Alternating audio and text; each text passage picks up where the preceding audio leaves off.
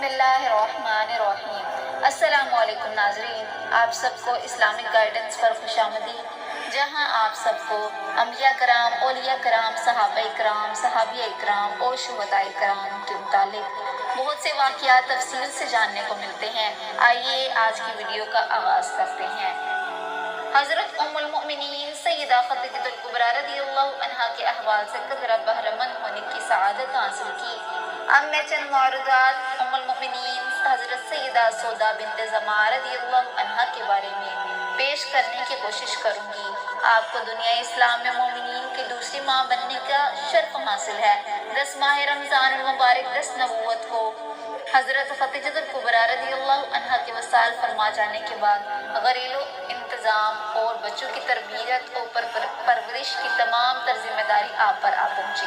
فطرتاً آپ قدر مغموم سے رہنے لگے۔ حضرت خولہ بنت حکیم رضی اللہ عنہا نے ایک دن عرض کیا کیا ہی اچھا ہو آپ بار نبوت و تبلیغ اسلام کو کامیابی سے جاری رکھنے کے لیے گھریلو ذمہ داریوں سے یوں عہدہ برآ ہونے اور اپنے بچوں کی نگہداشت کے لیے کسی اچھی سی خاتون سے نکاح فرما لے۔ اجازت ہو تو اس سلسلہ کو آگے بڑھایا جائے۔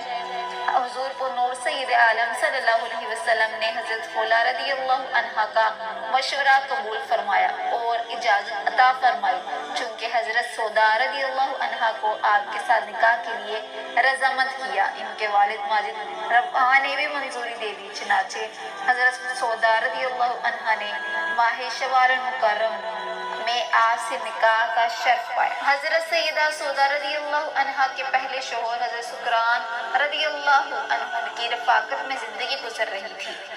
ایک دن اپنے آپ کو تکیہ لگائے خواب دیکھا کہ آسمان شق ہوا اور چاند ان کے اوپر آ پڑا۔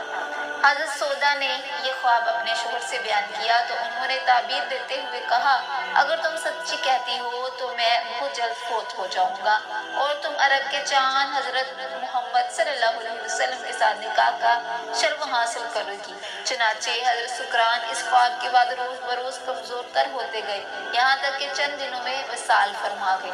اسی سال حضرت خدیجہ الکبریٰ رضی اللہ عنہا نے وصال فرمایا تھا، جن کے بعد حضرت سیدہ سودا رضی اللہ عنہا سے آپ نے نکاح فرمایا۔ 400 درہم حق مہر مقرر ہوا۔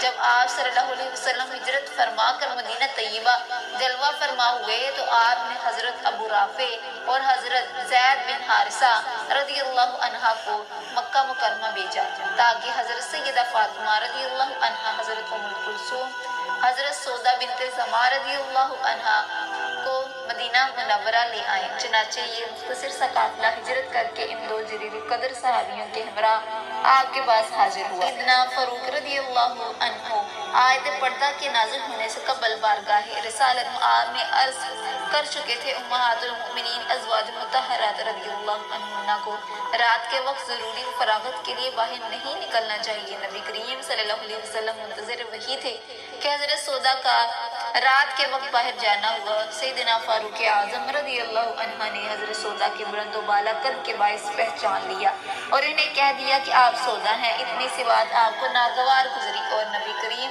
صلی اللہ علیہ وسلم کی خدمت میں عرض کر دیا۔ چنانچہ اس کے بعد آیت پردہ نازل ہوئی اور تمام صحابیات اور مومنات کو مسلمان کو پردہ کی پابندی کرنے کا حکم فرما دیا گیا۔ نبی کریم صلی اللہ علیہ وسلم نے پہلا اور آخری حج 10 ہجری کو فرمایا۔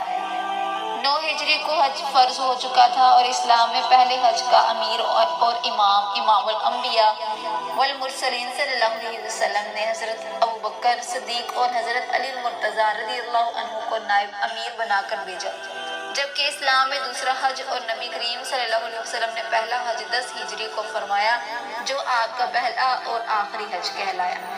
حضرت ام المؤمنین سیدہ سودا رضی اللہ عنہا حج کی سعادت آپ کی معیت میں حاصل کر رہی تھی، چونکہ وہ دراز قد اور جسیم تھی، تیز چلنا ان کے لیے قدر دشوار تھا۔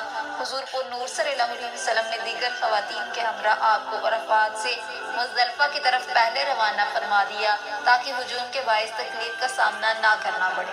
نبی کریم صلی اللہ علیہ وسلم نے تمام ازواج مطہرات رضی اللہ عنہن کو حجۃ الوداع کے موقع پر فرمایا اس حج کے بعد اپنے گھروں میں رہنا، گویا کہ سید عالم صلی اللہ علیہ وسلم اشارتاً اپنے وصال سے آگاہ فرما رہے تھے۔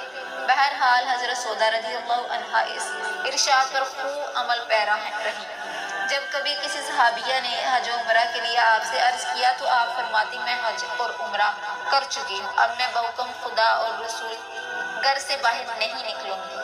حضرت ام المؤمنین سیدہ سودا رضی اللہ عنہا بأہد سیدنا فاروق اعظم عمر ابن خطاب رضی اللہ عنہ 66 ہجری کو مدینہ طیبہ میں وصال فرمایا اور جنت البقیع میں مدفون ہے۔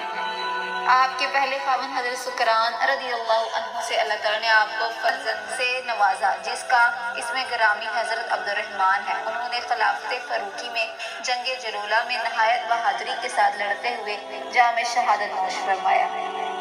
اللہ تعالیٰ سے دعا ہے کہ اللہ تعالیٰ ہمیں ازواج مطہرات کی خادماؤں میں شمار فرمائے، آمین۔ وآخر دعوانا ان الحمدللہ۔